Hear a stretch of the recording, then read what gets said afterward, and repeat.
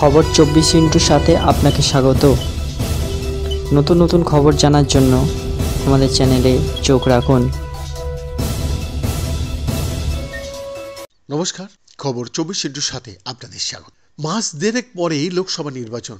তার আগেই সুপ্রিম কোর্টের সিদ্ধান্তে বড় ধাক্কা খেয়েছে রাজনৈতিক দলগুলি। বাতিল করে দেওয়া হয়েছে নির্বাচনী বন্ড। এবার থেকে রাজনৈতিক দলগুলিতে ইলেকটোরাল বন্ড বা নির্বাচনী বন্ডের মাধ্যমে আর্থিক অনুদান নেওয়া যাবে না আর। শীর্ষ আদালতের এই সিদ্ধান্তে লোকসভা ভোটের আগেই চরম বিপাকে পড়েছে রাজনৈতিক দলগুলি। তবে সুপ্রিম কোর্ট কিন্তু বন্ড বাতিল করেই থামেনি।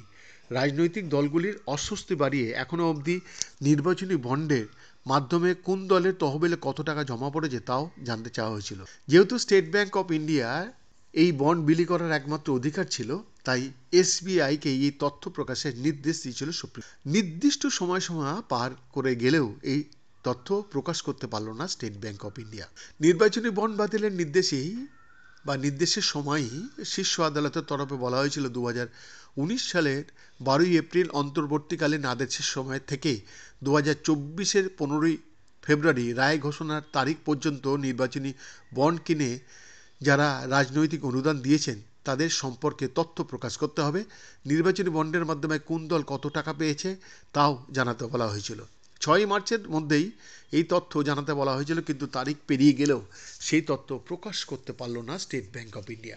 চলতি সপ্তাহের সোমবারই স্টেট ব্যাংক সুপ্রিম কোর্টের দ্বারস্থ হয়েছিল ইলেকটোরাল বন্ড সংক্রান্ত যাবতীয় তথ্য জানাতে 30 জুন অবধি সময় চাওয়া হয়েছিল, কিন্তু সুপ্রিম কোর্ট এখনও অবধি সেই আর্জি শোনেনি।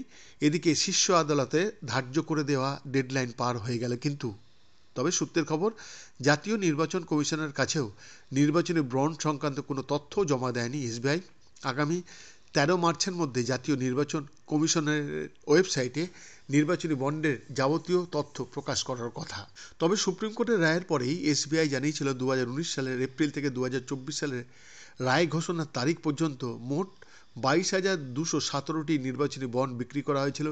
রাজনৈতিক দলগুলি এই বন্ডের মাধ্যমে কত টাকা অনুদান পেয়েছে সে সংক্রান্ত তথ্য যদিও জানায়নি ব্যাংক। বৈদ্যনাথ দত্তের রিপোর্ট, খবর 24/7।